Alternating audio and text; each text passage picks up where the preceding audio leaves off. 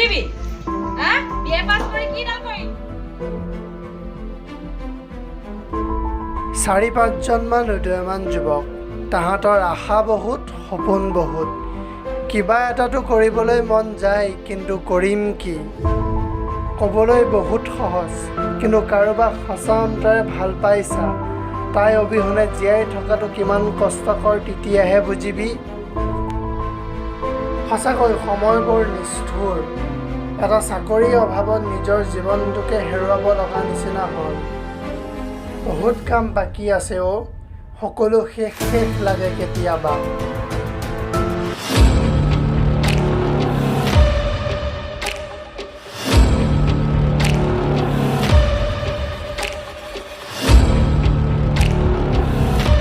নাই এই জীৱন অন্ধকাৰ দিশে সকলো শেষ এইবাৰ এক নতুন যাত্ৰা